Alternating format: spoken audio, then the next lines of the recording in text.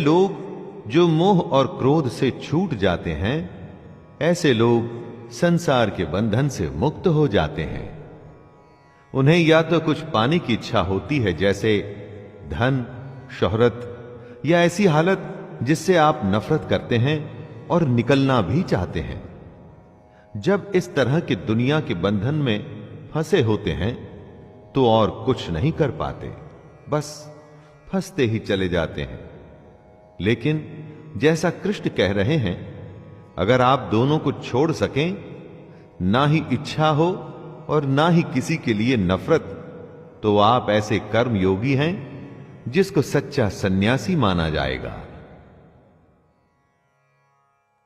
सांख्य योगौ पृथक बालाः प्रवदन्ति न पंडिताः एकमप्यास्थितः सम्यक् उभयोर्विन्दते फलम्। कुछ लोग ऐसा मानते हैं कि सन्यास और कर्म योग से अलग अलग फल मिलता है। कृष्ण ऐसे लोगों को मूर्ख बता रहे हैं। दोनों दो अलग रास्ते हैं दोस्तों। जिसकी डेस्टिनेशन है वो परमात्मा, जिसमें हमें एक दिन मिल जाना है। सन्यासी उसे मत मानिए जो गेरुए कपड़ों में दुनिया को छोड़ भिक्षा मांग के जिंदा रहता है। असली सन्यासी वो है जिसने अपनी फीलिंग्स पर विजय पाई है, जो अच्छे और बुरे को एक जैसा समझता है। और कई ऐसे हैं जो कर्म योग में रहकर भगवान को पाना चाहते हैं। वो भी गलत नहीं है। आपको अपना रास्ता स्वयं चुनना है। यत् सांख्यैः प्राप्यते स्थानं तद्योगैरपि गम्यते एकं सांख्यं च योगं च यः पश्यति स पश्यति। परम धाम यानी सदगति, फाइनल डेस्टिनेशन, ज्ञान योगियों को भी प्राप्त होता है और कर्म योगियों को भी। इसलिए समझदार को ज्ञान योग और कर्म योग को एक ही समझना चाहिए।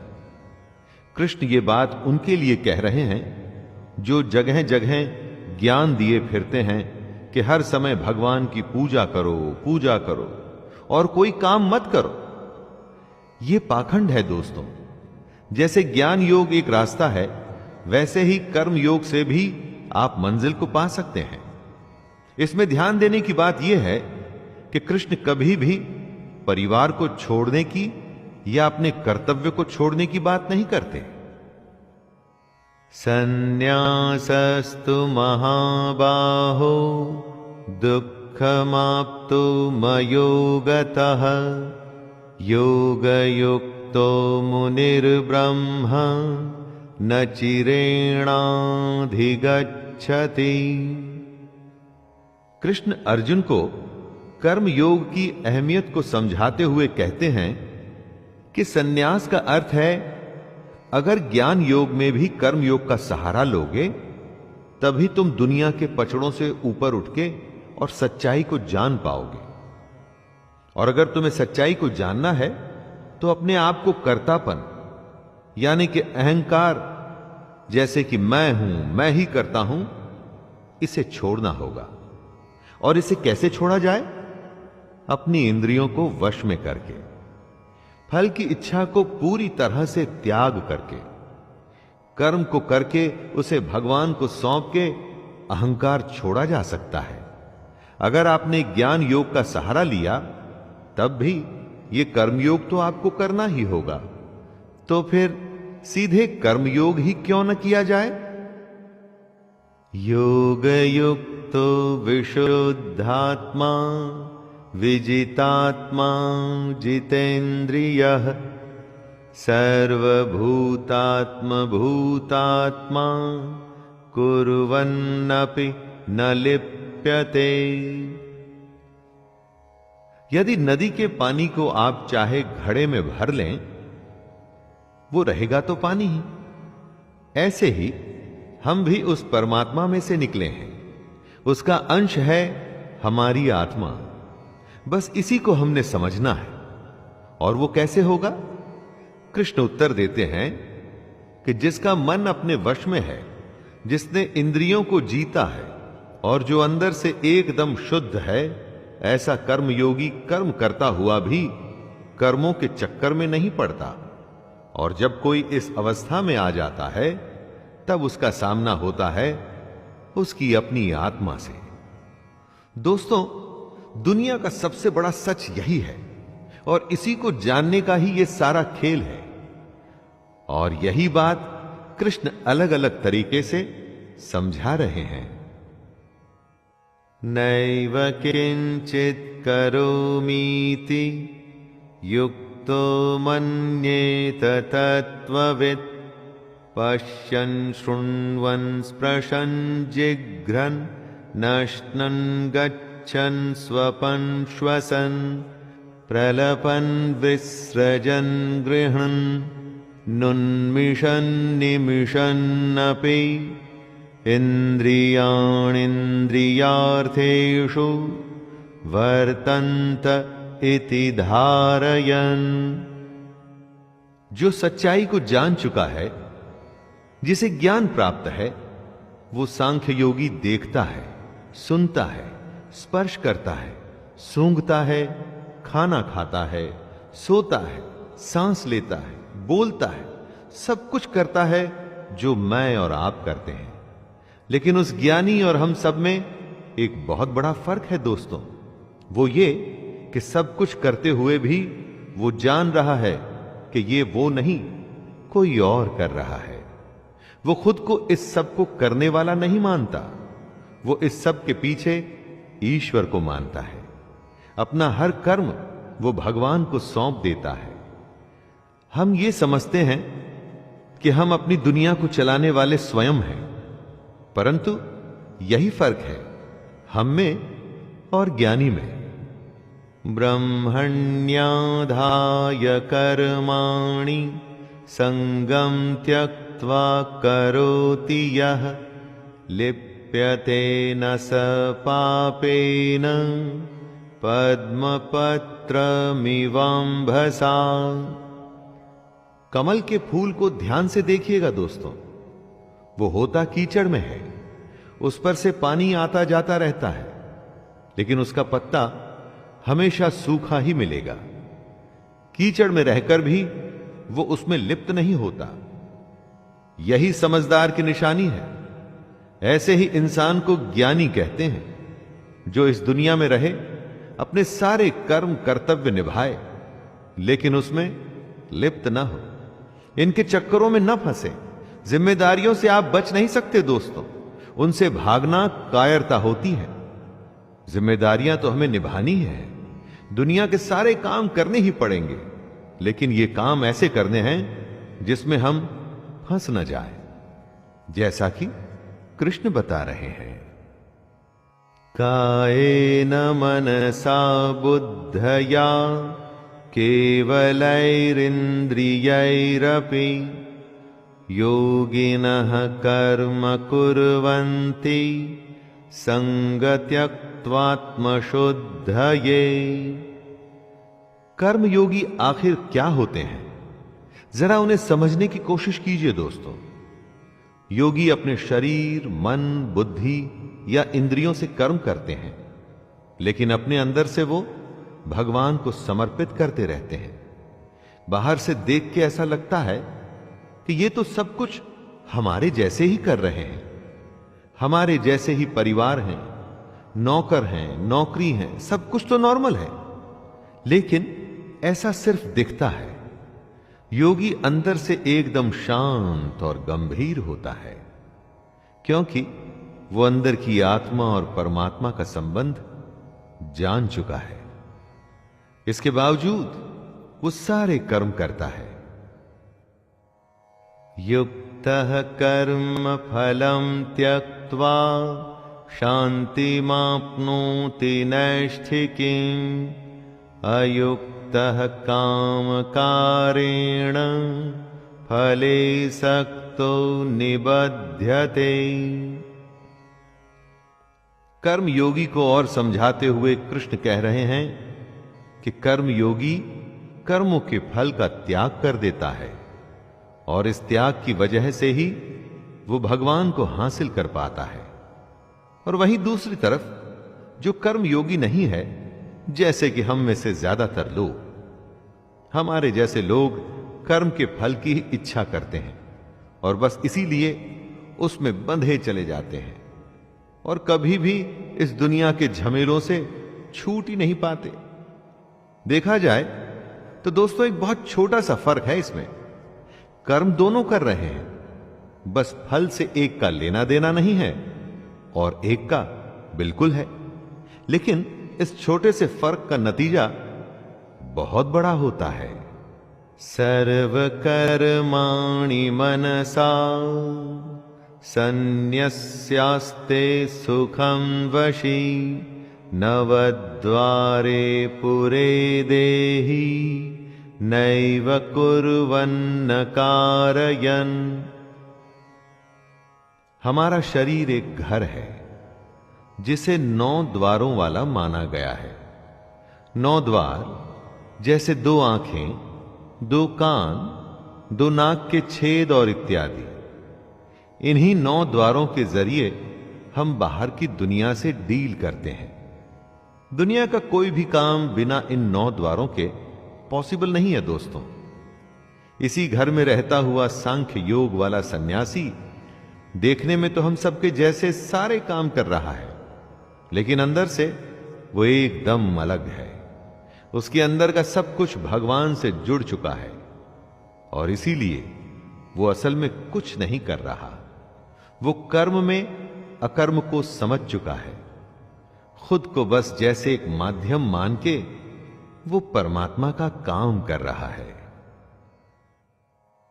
न कर्तृत्वं न कर्माणि लोकस्य सृजति प्रभुः न कर्म फल संयोगम स्वभावस्तु प्रवर्तते। आदमी का एक तो होता है स्वभाव और एक होती है उसकी प्रकृति। प्रकृति का जैसा असर आपके स्वभाव पर पड़ता है, आप वैसे ही बर्ताव करते हैं। परमेश्वर न तो आपके कर्तापन की, न कर्मों की और न कर्म फल के संयोग की रचना करता है। इन सबका संयोग आपके स्वभाव की वजह से होता है। आपका स्वभाव विकृत है या विकसित है, इस पर ही डिपेंड करता है कि आप क्या करेंगे। आपके करने पर कौन सा कर्म होगा और उस कर्म के अनुसार आपको क्या फल मिलेगा। इस सब के लिए खुद को ही जिम्मेदार मानिए दोस्तों। ऐसा मत सोचिएगा कि मैंने तो मेहनत की थी लेकिन भगवान ने ही फल नहीं दिया। न दत्ते कस्यचित् पापं न चैव सुकृतं विभुः अज्ञानेनावृतं ज्ञानं तेन मुह्यन्ति जन्तवः। सब कुछ हमारे अंदर है, बस उसे हमारे सामने लाने की देरी भर होती है। उससे 1 to 1 करने की जरूरत होती है दोस्तों। भगवान न किसी के पाप कर्म को और न किसी के शुभ कर्म को ग्रहण करता है। पाप हो या पुण्य, ये तो आपके ही हैं, तो भगवान का इसमें क्या लेना देना। आप अपने स्वभाव, अपने नेचर के चलते जिस तरह के कर्म करते हैं, उसका नतीजा ही पाप या पुण्य होता है। आपके खुद के अंदर ज्ञान है, लेकिन वो अज्ञान के द्वारा ढका हुआ है। उसी के चलते सारे बुरे काम होते हैं। अगर आप उसे पहचान जाएंगे तो उसके बाद सिर्फ अच्छा ही अच्छा होगा। ज्ञानेन तु तदज्ञानं येषां नाशितमात्मनः तेषामादित्यवज्ञानं प्रकाशयति तत्परम्। जब अंधेरा होता है तो कुछ नहीं दिखता और प्रकाश होते ही सब कुछ प्रकट हो जाता है। इसी तरह हमारे अंदर के अज्ञान के साथ भी होता है। जैसे ही हमें परमात्मा की सच्चाई समझ में आती है, जैसे ही हम ये समझते हैं कि हमारे अंदर की आत्मा उसी परमात्मा का एक अंश है, वैसे ही एकदम से उजाला होता है। ये उजाला एक नए सूरज के उदय के समान ही होता है। दोस्तों, सबसे बड़ी बात है कि हम अपने आप को सबसे बड़ा ज्ञानी मानते हैं, समझते हैं कि हमें सब पता है। वो गलत है। अरे, सबसे पहले यह स्वीकार करिए कि हमें कुछ नहीं पता, तभी रास्ता खुलेगा ज्ञान के आने का, वरना हमेशा ही अज्ञानी रहेंगे। तद्बुद्ध्यस्तदात्मानस्तन्निष्ठास्तत्परायणाः गच्छन्त्य पुनरावृत्तिं ज्ञाननिर्धूतकल्मषाः। ज्ञान की बातें हो सकती हैं कि आपको बोरिंग लगे, फिलॉसफी या बकवास लगे। ये तो बस सोच है दोस्तों। दुनिया की सबसे सच्चाई को अगर कोई बोरिंग समझना चाहता है तो उसे कोई क्या कह सकता है। कृष्ण कहते हैं कि जिसका मन भगवान के कहे अनुसार चलता है, जिसकी बुद्धि उसे सही राह पे ले जाती है, जिसका ध्यान हमेशा उस परमात्मा में लगा रहता है, ऐसे लोग एक दिन कर्म के बंधन से, जन्म के बंधन से मुक्त होकर उसी परमात्मा में मिल जाते हैं और इसे ही परम गति कहते हैं। दोस्तों, ये कुछ गिने चुने लोगों को ही मिल पाती है। क्या आप उनमें से एक हैं? विद्या विनय संपन्ने ब्राह्मणे गविहस्तिनि शुनि चैव श्वपाके च पंडिताः समदर्शिनः। समदर्शिता यानी कि समान भाव रखना। जो पंडित और चांडाल को, या गाय और कुत्ते को, गाय या हाथी को एक भाव से देख सकता है, उसे ही खुद को ज्ञानी कहलाने का अधिकार है। ज्ञान सबसे पहले हमारे अंदर के भेदभाव को खत्म करता है। चारों तरफ यही भेदभाव तो हमें दिखता है। हजारों साल पहले जो कृष्ण ने कहा, उस पर आज तक भी लोग चलने को तैयार नहीं हैं। अगर ज्ञान हासिल करना है तो अपने अंदर समभाव पैदा करना चाहिए। अज्ञान या अहंकार में किसी को छोटा या बड़ा समझना बेवकूफी है।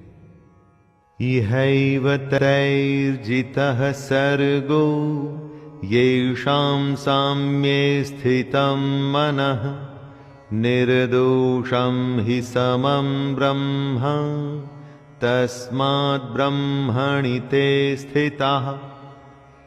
कृष्ण कह रहे हैं कि जिसके मन में समभाव आ गया, उसने जीते जी ही इस दुनिया को जीत लिया।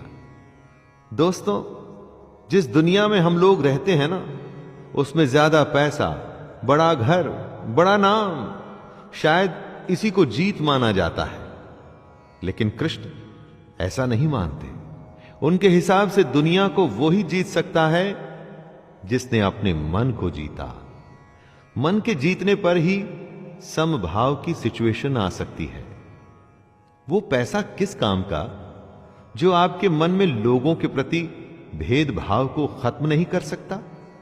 इसीलिए समभाव ही ब्रह्म की स्थिति होती है।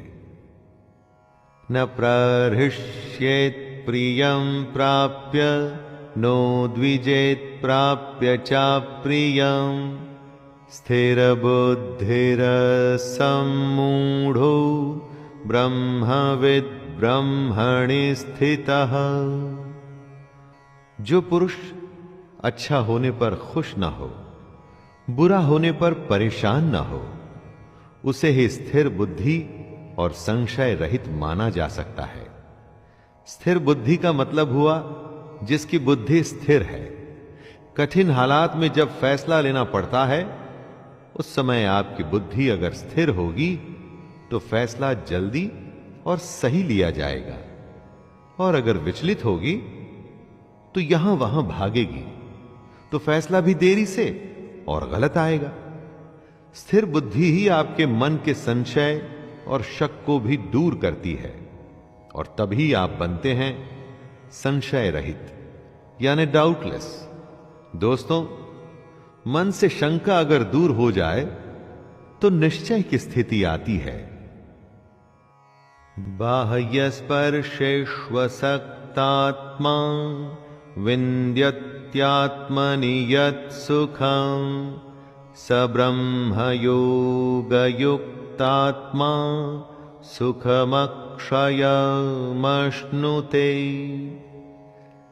धन धान्य, खाना, अपनों का प्यार, महंगी चीजें, ये सब बहुत ही आनंद देती हैं। दुनिया की चीजों का मजा ही कुछ अलग है। इसीलिए तो हम हमेशा इन्हीं बाहरी चीजों को हासिल करने में लगे रहते हैं। अब अगर आपको यह बताया जाए कि कुछ ऐसा भी है जो इन सबसे सैकड़ों हजारों गुना ज्यादा आनंददायक है, तो दोस्तों क्या आप उसे हासिल करने की कोशिश करेंगे? जी हां, भगवान कृष्ण की भगवत गीता वही बता रही है। बाहर की चीजों से ज्यादा जिसे अपने अंदर की बातों से ज्यादा आनंद आता है, सच्चा ज्ञानी वही है। उसी ज्ञानी को ऐसे आनंद का अनुभव हो सकता है जिसके बारे में हम और आप सोच भी नहीं सकते।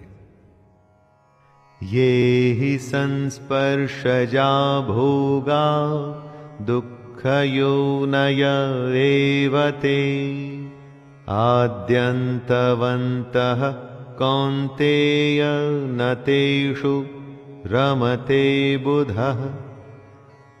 आंखें देखती हैं, कान सुनते हैं, जीभ स्वाद बताती है, त्वचा स्पर्श करती है। इन्हीं इंद्रियों और उनके विषयों के भोग से हमें आनंद की प्राप्ति होती है। इन्हीं सब से हमें सुख मिलता है। एकदम गलत, जी हां, एकदम गलत। हम ऐसा समझते हैं कि इन सब इंद्रियों के भोग से हमें सुख मिल रहा है ना। कृष्ण बता रहे हैं कि असल में ये सब इंद्रियों का भोग ही हमारे सारे दुखों का कारण है। इसको टेस्ट करने का भी एक सिंपल टेस्ट कृष्ण बताते हैं। कुछ अच्छा खाने का स्वाद तभी तक है जब तक आप खा रहे हैं। कुछ अच्छा सुनना भी थोड़ी देर तक ही आनंद देता है। इसलिए दोस्तों, इंद्रियों के सारे आनंद नाशवान हैं, यानी कि खत्म हो जाते हैं। इसलिए ज्ञानी पुरुष इन इंद्रियों के सुखों में नहीं फंसते। शक्नोति हैव यः सोढुं प्राक्शरीर विमोक्षणात् काम क्रोधोद्भवं वेगं सयुक्तः स सुखी नरः। हम में से जो भी मरने से पहले, इस शरीर के नाश होने से पहले ही अपने काम क्रोध को नियंत्रण में रखने में समर्थ हो जाता है, वही पुरुष योगी है और वही सुखी भी है। कृष्ण कहना चाहते हैं कि समय थोड़ा सा है। समय पूरा होने के बाद तो मर ही जाना है। उसके बाद फिर कोई दूसरी योनि मिलेगी, शायद कुत्ते की, पक्षी की, गधे की, घोड़े की, किसको पता। तो मरने से पहले ही अगर अपने मन पर विजय पा लोगे, अपने काम क्रोध से पैदा होने वाले भावों को संभाल लोगे, तो तुम्हारा भला हो जाएगा। वरना जन्म और मृत्यु का चक्कर लगा ही रहेगा, लगा ही रहेगा। योऽन्तः सुखोऽन्तरारामस् तथान्तर्ज्योतिरेव यः स योगी ब्रह्मनिर्वाणं ब्रह्मभूतोऽधिगच्छति। जो बाहर के सुखों को छोड़ और इंद्रियों के आनंद से बाहर निकलकर अपने अंदर झांकता है, जो अपने अंदर की आत्मा को पहचान कर उसमें ही खुश रहता है, जो अपनी आत्मा की सच्चाई में ही ज्ञान ढूंढता है, भगवान कृष्ण उसे ज्ञानी मानते हैं। बाकी तो बस हैं, और अगर वो भी नहीं होंगे तो कुछ फर्क नहीं पड़ेगा। कृष्ण कहते हैं कि ऐसे ज्ञानी ही ब्रह्म को प्राप्त होते हैं। लेकिन दोस्तों, इन सब बातों का यह मतलब बिल्कुल नहीं निकाला जाना चाहिए कि सब कुछ छोड़ के सन्यास लेना है। अरे कर्म तो करना ही है भाई, उसके बिना तो कोई रास्ता ही नहीं। लभन्ते ब्रह्म निर्वाण मृषयः क्षीण कल्मषः छिन्नद्वैधायतात्मानः सर्वभूत हिते रताः।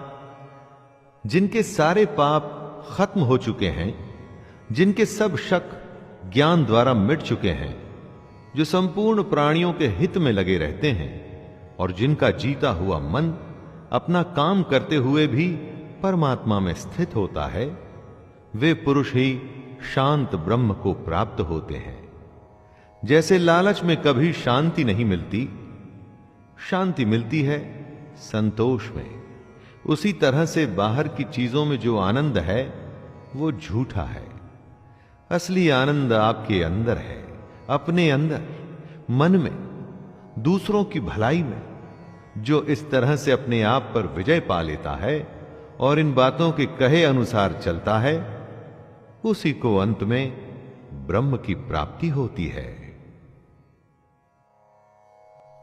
काम क्रोध वियुक्तानां यतीनां यतचेतसां अभितो ब्रह्म निर्वाणं वर्तते विदितात्मनां।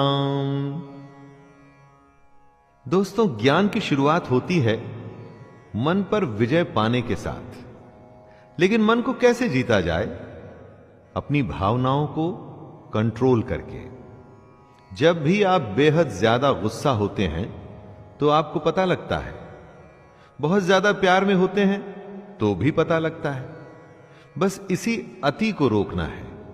यही वो भावनाएं हैं जिनको नियंत्रण में लाना है। काम क्रोध पर तभी विजय पा पाएंगे जब मन में प्रण करेंगे कि विजय पानी ही है। सोचेंगे ही नहीं तो कभी कुछ होगा ही नहीं दोस्तों। और जिस दिन ऐसा हो गया तो सोच लीजिए, आपके अज्ञान पर से पर्दा हट रहा है और आप ब्रह्म के पास हो रहे हैं। स्पर्शान् कृत्वा बहिर्बाह्यांश चक्षुश्चैवान्तरे भ्रुवोः प्राणापानौ समौ कृत्वा नासाभ्यन्तरचारिणौ यतेन्द्रियमनोबुद्धिर्मुनिर्मोक्षपरायणः विगतेच्छाभयक्रोधो यह सदा मुक्त एव सः। दुनियादारी को भूल बाहर के विषय भोगों को छोड़ के आंखों की दृष्टि को माथे के बीच में स्थित करके अपनी सांस पर ध्यान दीजिए। इसे ही प्राणायाम कहते हैं। यह एक माध्यम है ध्यान में जाने का, अपनी इंद्रियों को वश में करने का। जिंदा रहने के लिए अपने आप सांसें तो सबकी चलती हैं, अपनों को औरों से अलग करिए दोस्तों। अपनी आती और जाती हुई सांसों को नियंत्रण में करिए। तभी आप अपनी इंद्रियों, मन और बुद्धि को जीत पाएंगे। तभी आप इच्छा, भय और क्रोध से छूट पाएंगे और इसी से ही आपको मुक्ति मिलेगी।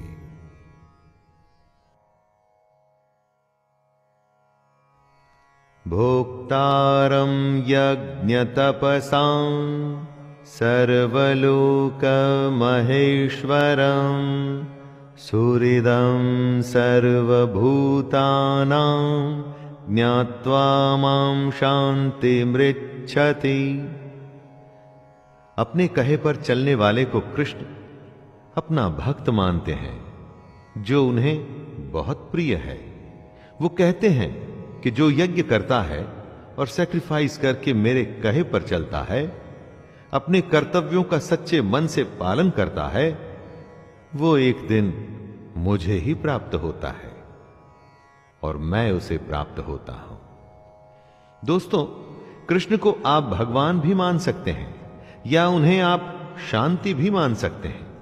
उनके कहे पर चलने में हो सकता है आपको भगवान मिले या हो सकता है आपको शांति मिले, और इन दोनों अवस्थाओं में कोई फर्क नहीं है। जिस दिन भगवान की सच्चाई मिल जाती है, उससे बड़ी शांति और कोई हो ही नहीं सकती। तो दोस्तों, ये था अध्याय 5। इसमें कृष्ण ने अर्जुन की दुविधा को दूर करते हुए बताया कि सन्यास योग और कर्म योग दोनों ही रास्ते भगवान की ओर ले जाते हैं, लेकिन कर्म योग कुछ विशेष है। इस दुनिया और उस दुनिया के बीच की कड़ी है ये भगवत गीता। तो दोस्तों, अध्याय 6 में फिर से मुलाकात होगी। तब तक के लिए अपने दोस्त शैलेंद्र भारती को आज्ञा दीजिए। जय श्री कृष्ण।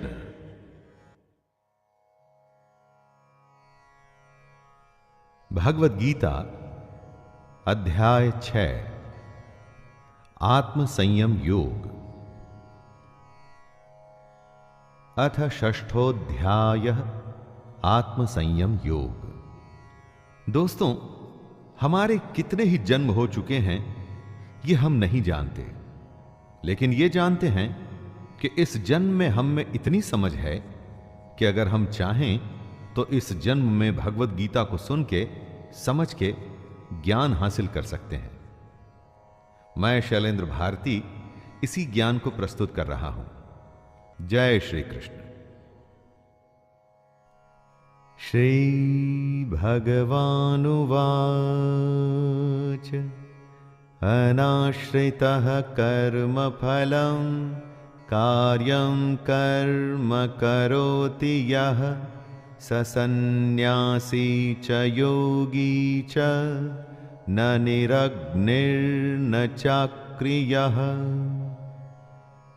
श्री भगवान कह रहे हैं, जो पुरुष कर्म के फल की इच्छा न करके सिर्फ करने योग्य कर्म करता है, यानी अपने कर्तव्य को निभाता है, वही असली सन्यासी और योगी है। असली सन्यासी या योगी वो नहीं जो दुनिया को छोड़ के ये कहता है कि दुनिया के काम उसके लिए नहीं है। असली योगी वो है जो अपना निर्धारित कर्म, अपना कर्तव्य निभाता है। बस ध्यान इस बात का रखना है दोस्तों कि कर्म के फल की आशा या इच्छा नहीं करनी है।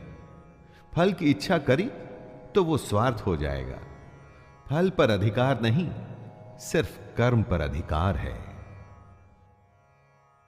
यम सन्न्यासमिति प्राहुर योगम तम विद्धि पांडव न ह्यः सन्न्यस्त संकल्पो योगी भवति कश्चन। हे अर्जुन, जिसको सन्यास कहते हैं उसी को तू योग जान। सन्यास यानी कि कामनाओं का त्याग। अपनी कामनाओं, इच्छाओं को तो छोड़ना ही पड़ता है, तभी उस सन्यास को योग कहा जाएगा। लेकिन इच्छा को छोड़ देने का मतलब कर्म को छोड़ देना बिल्कुल भी नहीं है दोस्तों। ऐसे सन्यासी योगी नहीं माने जा सकते। कर्म तो करना ही पड़ेगा, चाहे कुछ भी हो जाए। कर्म करते हुए जो त्याग करता है, कर्म के फल में अपना जी नहीं लगाता, उसे ही योगी कहा जा सकता है। आरुरोक्षुर्मनेर्योगं कर्म कारणमुच्यते योगारूढ़स्य तस्यैव शमः कारणमुच्यते। योगी सिर्फ वो ही हो सकता है जो सोचता है, समझता है, मनन करता है। ऐसे मननशील पुरुष के लिए योग की प्राप्ति में यह जरूरी है कि वो निष्काम भाव से कर्म करे, और जब वो योग के रास्ते पर चलने लग जाता है तो सबसे जरूरी होता है सर्व संकल्पों का अभाव, यानी कामनाओं का त्याग। आप में से कई को लग सकता है दोस्तों कि अगर कामना करना ही छोड़ दिया तो फिर जीवन में बचेगा क्या। परंतु सच्चाई यह है कि जब आप कामना करना छोड़ेंगे तभी असली जीवन शुरू होगा। करके तो देखिए, भगवान कृष्ण की बताई हुई इस राह पर चल के देखिए तो आप स्वयं ही समझ जाएंगे कि जीवन क्या है। यदा हिनेन्द्रियार्थेषु न कर्मस्वनुषज्जते सर्वसंकल्पसन्न्यासी योगारूढ़स्तदोच्यते। कृष्ण कहते हैं कि जिस समय में योगी न तो इंद्रियों के भोगों में अपना मन लगाता है और ना ही कर्मों में ही आसक्त होता है, उस समय में जब वो अपनी सारी कामनाओं का त्याग कर देता है, तभी योगी होने की असली अवस्था में पहुंचता है। सबसे पहले आती है सोच, सोच के बाद सोचे हुए पर चलना, और सोचे हुए पर चलने के बाद उस रास्ते से भटकना नहीं, और फिर आखिर में लक्ष्य को प्राप्त करना। पूर्ण योगी बनाने के पूरे रास्ते को कृष्ण ने अर्जुन को समझाया है। उद्धरेदात्मनात्मानं नात्मानमवसादयेत् आत्मैव ह्यात्मनो बन्धुर् आत्मैव रिपुरात्मनः। दोस्तों, हम अपने ही सबसे बड़े मित्र हैं और अपने ही सबसे बड़े दुश्मन। अगर आपको लगता है कि आपके दोस्त या रिश्तेदार आपका भला या बुरा कर सकते हैं, तो वो बिल्कुल गलत है। वो दुनियादारी की बातों में आपको फायदा या नुकसान जरूर पहुंचा सकते हैं, लेकिन उन बातों का कोई अर्थ नहीं है। आप स्वयं ही अपने आप को इस दुनिया से ऊपर उठाकर ज्ञान हासिल करने की कोशिश कर सकते हैं। आपको खुद को ही कर्मों के बंधन में से छूटने की कोशिश करनी होगी, क्योंकि मरते भी आप हैं और जीते भी आप हैं, और अपनी कोशिश से भगवान को भी हासिल आप ही करेंगे। बंधुरात्मात्मनस्तस्य येनात्मैवात्मना जितः अनात्मनस्तु शत्रुत्वे वर्तेतात्मैव शत्रुवत्। इस श्लोक में कृष्ण बता रहे हैं कि हम में से कौन अपना खुद का दोस्त और कौन अपना खुद का शत्रु है। जिसने अपने मन और इंद्रियों सहित शरीर को जीता हुआ है, वो अपने आप का मित्र है, और जिसके द्वारा मन तथा इंद्रियों सहित शरीर नहीं जीता गया है, वो अपना शत्रु है। जो भावनाओं के आवेग में नहीं बहता और खुद पर नियंत्रण रखता है, वो अपना भला करता है, लेकिन जो काम या क्रोध में उल्टा सीधा कर जाता है, वो अपना कितना बड़ा नुकसान करता है, ये आप समझ सकते हैं।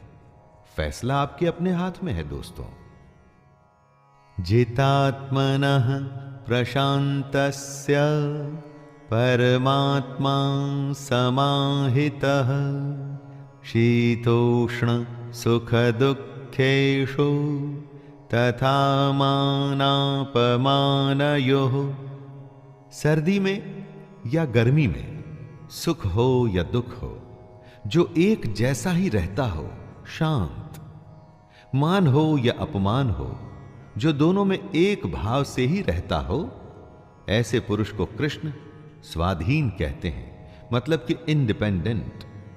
ऐसे स्वाधीन पुरुष में ही सच्चा ज्ञान हो सकता है। अगर बाहरी चीजें डिसाइड करती हैं कि हमारा बर्ताव कैसा होगा, तो हम डिपेंडेंट हो गए। हमारी स्वाधीनता बंधी हुई है बाहर की चीजों में। जब हम अपने आप पर नियंत्रण पा लेते हैं, तो सब कुछ हमारे अंदर होता है। वो सच्ची आजादी है दोस्तों। परंतु हम में से ज्यादातर लोग गुलाम हैं। बस फर्क इतना ही है कि वो जानते नहीं।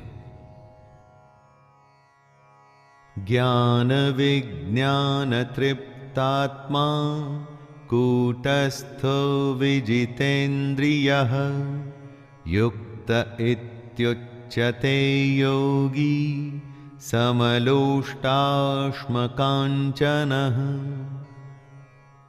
जिसके अंदर ज्ञान और विज्ञान भरा हुआ है, जो किसी कमी को अपने ऊपर हावी नहीं होने देता, जिसकी अपनी इंद्रियां अच्छे से जीती हुई हैं और जिसके लिए मिट्टी, पत्थर और सोना एक समान है, वह योगी युक्त अर्थात भगवत प्राप्त है।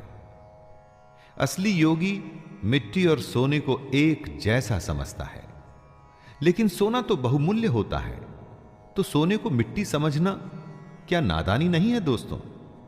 जी नहीं, सोना बहुमूल्य है, लेकिन इस दुनिया के सुखों के लिए वो सुख जो असल में झूठे हैं, योगी पुरुष इस बात को जान जाता है।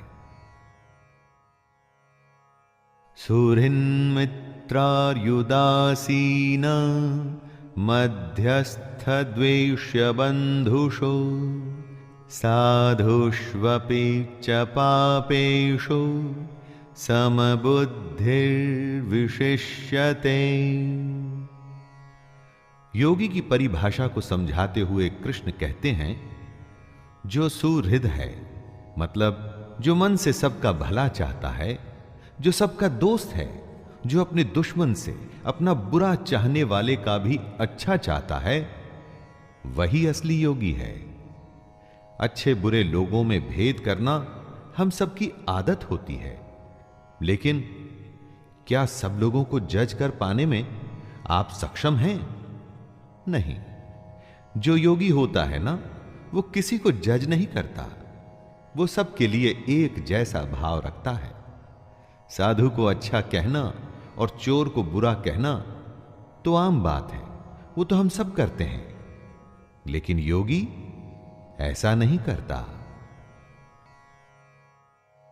योगी युञ्जीत सततं आत्मानं रहसि स्थितः एकाकी यच्चितात्मा निराशीर परिग्रहः। जो अपने मन और इंद्रियों के साथ शरीर को वश में रखता है, जिसने अपने मन में आशा को खत्म कर दिया है और जो कुछ भी संग्रह मतलब कि इकट्ठा नहीं करता, वही योगी है। उसे अकेले ही एकांत स्थान में स्थित होकर आत्मा को निरंतर परमात्मा में लगाना चाहिए, एक्यूमुलेट करना चाहिए। जमा करना हम सबकी आदत है। जिस तरह से जितना पैसा हम जमा करते हैं ना दोस्तों, उसी तरह से अज्ञान और पाप भी जमा होता है, जिसका कि हिसाब एक दिन तो देना ही होता है। योगी समझदार होता है, वो दुनिया से दूर होकर अकेले में भगवान को याद करता है। शुचौ देशे प्रतिष्ठाप्य स्थिरमासनमात्मनः नात्युच्छ्रितं नातिनीचं चैलाजिन कुशोत्तरम्। इस श्लोक में कृष्ण ध्यान में कैसे बैठें उसका तरीका बता रहे हैं। साफ सुथरी भूमि पर घास का आसन या मृगछाल या वस्त्रों से बना आसन होना चाहिए। यह आसन ना तो बहुत ऊंचा हो और ना ही बहुत नीचे। महाभारत के समय से आज के जमाने में बहुत बदलाव आया है। घर अब वैसे नहीं होते जैसे पहले होते थे, लेकिन मेडिटेशन का तरीका तो नहीं बदला ना, और ना ही कभी बदल सकता है। आसान और साधारण होना चाहिए, जगह साफ होनी चाहिए, साथ में आसन ऐसा ना हो जो ऊंचा नीचा या हिल रहा हो, अर्थात स्थिर होना चाहिए। तत्रैकाग्रं मनः कृत्वा यतचित्तेन्द्रियः क्रियः उपविश्यासने युञ्ज्यात् योगमात्मविशुद्धये। साफ जमीन पर एक समतल आसन पर बैठ के आप ध्यान कर सकते हैं। ध्यान चाहे ईश्वर का कीजिए या अपने हृदय का, इरादा होना चाहिए कि बाहर की सारी डिस्टरबेंसेस से आप बच के खुद के अंदर झांकें। दोस्तों, कृष्ण कहते हैं कि आसन पर बैठकर चित्त और इंद्रियों की क्रियाओं को वश में रखते हुए मन को एकाग्र करके अंतःकरण की शुद्धि के लिए योग का अभ्यास करें। मन को एकाग्र चित्त करके और हमारा मन जो हमेशा इधर उधर भागता है उसे नियंत्रण में रखना है। समं काय शिरो ग्रीवं धारयन्नचलं स्थिरः संप्रेक्ष्य नासिकाग्रं स्वं दिशश्चानवलोकयन्। ध्यान में कैसे बैठें, मेडिटेशन कैसे करें, इसी को समझा रहे हैं कृष्ण। वो कहते हैं कि अपने शरीर, सिर और गले को समान एवं अचल धारण करके और स्थिर होकर अपनी नाक के आगे के हिस्से पर दृष्टि जमाकर अन्य दिशाओं को न देखते हुए बैठना है। और बैठे हुए आपका सिर, गला और शरीर का बाकी हिस्सा एकदम सीधा होना चाहिए। शरीर की स्थिरता के बाद मन को स्थिर करने के लिए आंखें नाक के आगे वाले हिस्से पर रखें ताकि और कुछ दिखाई न दे। ऐसा करके अपने मन को आप नियंत्रित कर सकते हैं, ध्यान कर सकते हैं। प्रशांतात्मा विगतभिर् ब्रह्मचारि व्रते स्थितः मनः संयममच्चित्तो युक्त आसीत मत्परः। कृष्ण ध्यान की अवस्था के बारे में आगे बताते हुए कहते हैं कि साधक को ब्रह्मचारी के व्रत में स्थित होना चाहिए। ब्रह्मचारी से यहां मतलब है ब्रह्म में आचार करने वाला, नियम से यज्ञ करने वाला। मन में कोई भी भय नहीं होना चाहिए, अंतःकरण एकदम शांत होना चाहिए। ऐसा सावधान योगी मन को रोककर मुझ में अपना चित्त लगाए। बिहेवियर सात्विक होना चाहिए, किसी बात का कोई डर ना हो और मन में शांति। यही है योगी की अवस्था। युञ्जन्नेवं सदात्मानं योगी नियतमानसः शांतिं निर्वाण परमां मत्संस्थामधिगच्छति।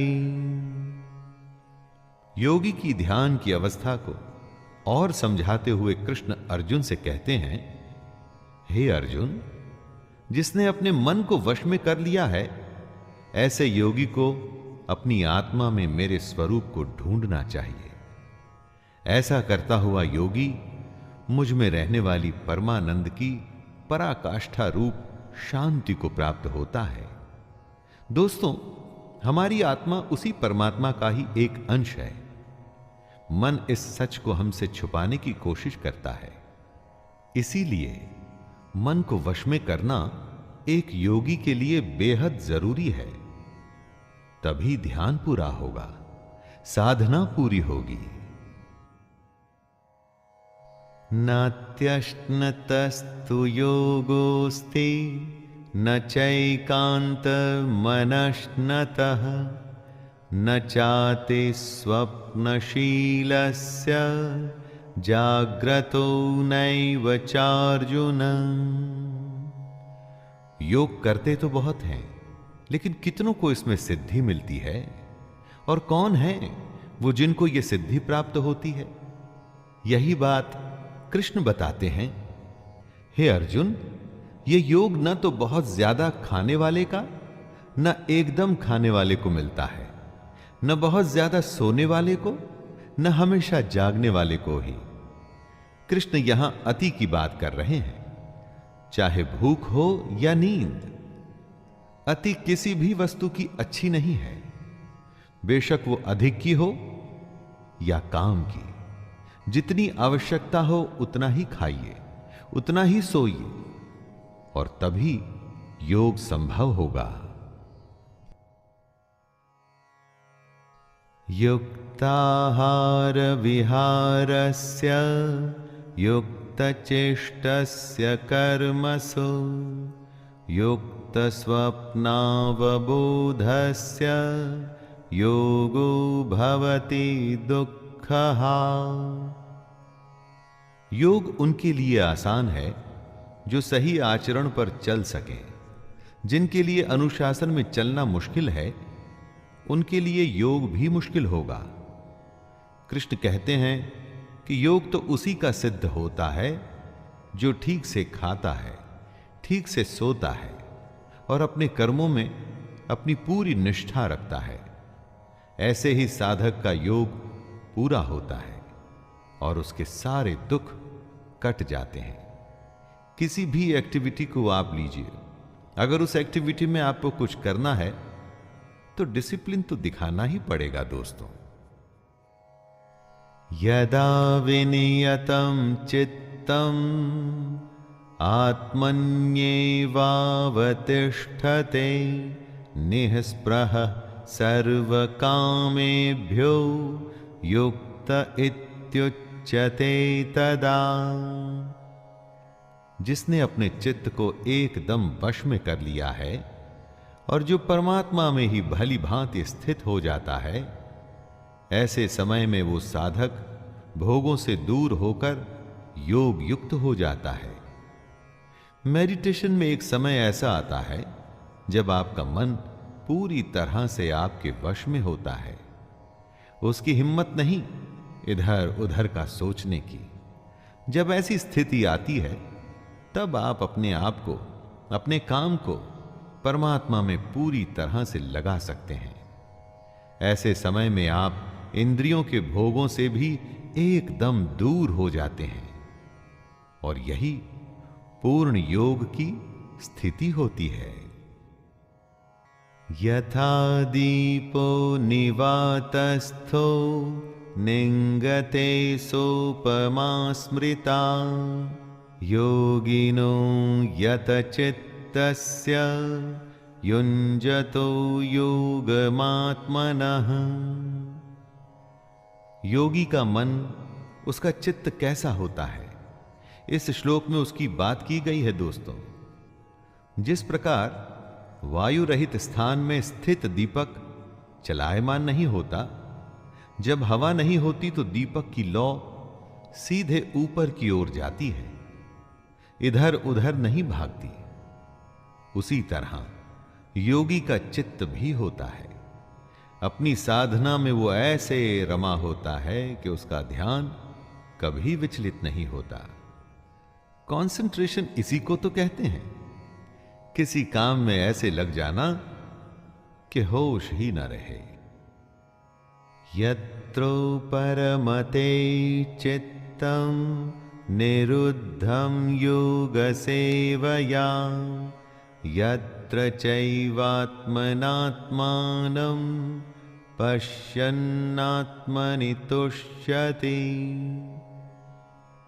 योगी के लगातार अभ्यास से चित्त ऐसी अवस्था में पहुंच सकता है जहां से वो विचलित नहीं होता। ऐसी विश्राम की स्थिति में जब चित्त पहुंचता है तो हमारी सूक्ष्म बुद्धि, हमारा इंटेलेक्ट परमात्मा के साक्षात्कार कर सकता है। इसी में योगी को सच्ची संतुष्टि मिलती है। हमेशा उसका मन यही चाहता है कि उसका ध्यान हर पल परमात्मा में ही लगा रहे। शुरू शुरू में अगर आपका मन वश में नहीं होता ना दोस्तों, तो घबराइए मत। लगातार ध्यान का अभ्यास करते रहिए और एक दिन ऐसा होगा कि ये जो मन है ना, ये आपके कंट्रोल में आ जाएगा और उसके बाद योग को करना आसान हो जाएगा। सुखमात्यन्तिकं यत्तद् बुद्धिग्राह्यमतीन्द्रियं वेत्ति यत्र न चैवायं स्थितश्चलति तत्त्वतः। कुछ सुख तो होते हैं जो इंद्रियों के भोग से आते हैं, अर्थात हमारी इस दुनिया के सुख, और कुछ सुख होते हैं जिनके बारे में हम जानते ही नहीं।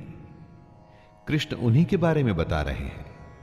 यह सुख उस परमात्मा के साक्षात्कार से ही संभव होता है, और यह जो सुख है इसको हम अपनी सूक्ष्म बुद्धि से ही ग्रहण कर सकते हैं, लेकिन तभी जब हम योगी की अवस्था में आ जाएं। जिन सुखों को हम जानते हैं वो तो थोड़ी देर के ही होते हैं। असली सुख क्या है वो हम में से कुछ लोग ही जानते हैं। इसलिए दोस्तों, अगर आप ये जानना चाहते हैं तो योग करना शुरू कर दीजिए। योग पहला कदम है उस परम आनंद को जानने का।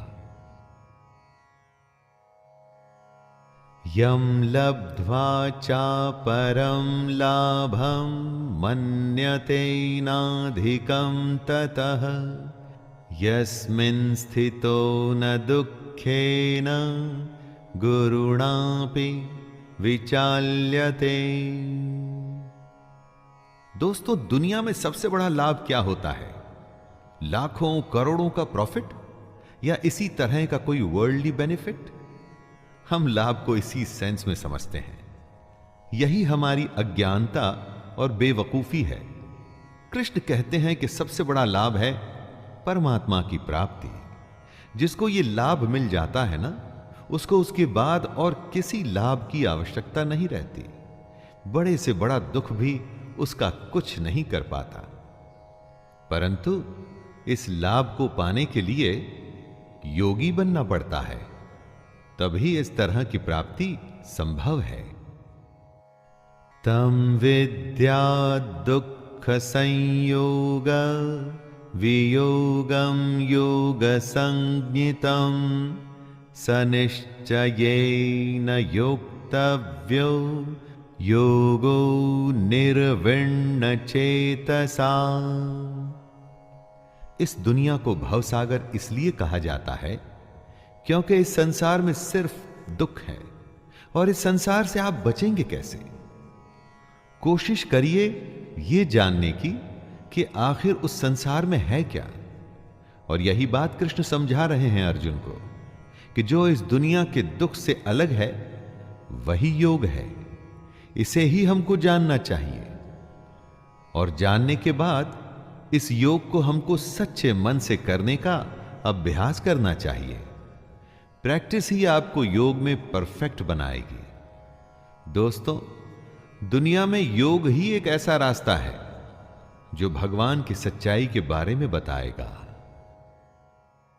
संकल्प प्रभवान कामान् त्यक्त्वा सर्वान् शेषतः मनसैवेन्द्रियग्रामं विनियम्य समन्ततः। किसी वस्तु का मिल जाना होता है संयोग, किसी वस्तु का छूट जाना होता है वियोग। संयोग और वियोग से जो परे है वो है योग। सबसे बड़े सुख की प्राप्ति का नाम है योग। इस दुनिया की इच्छाओं को छोड़कर ही इस योग की स्थिति में आया जा सकता है, और इच्छाएं तभी छूटती हैं जब मन वश में होता है। इसलिए अगर योग की स्थिति में आना है तो लालच, स्वार्थ, दुनिया के छोटे मोटे फायदे, रिश्तेदारी, मोह, सब कुछ छोड़ना पड़ता है। दोस्तों, फैसला आपके हाथ में है। आपको छोटा फायदा चाहिए या सबसे बड़ा फायदा?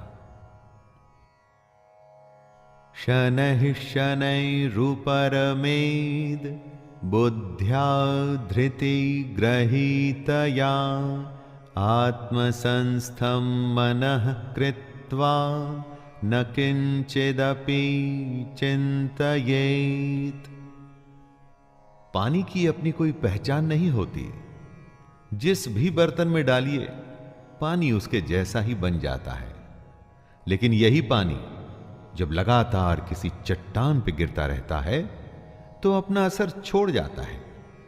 इसी को कृष्ण क्रम क्रम अभ्यास बता रहे हैं। धीरे धीरे अपनी प्रैक्टिस करते रहिए और योग की स्थिति को पाने के लिए हर रोज ध्यान करते रहिए, मेडिटेशन में बैठते रहिए। कुछ समय के बाद आप देखेंगे कि इसका नतीजा आपको दिखना शुरू हो गया है।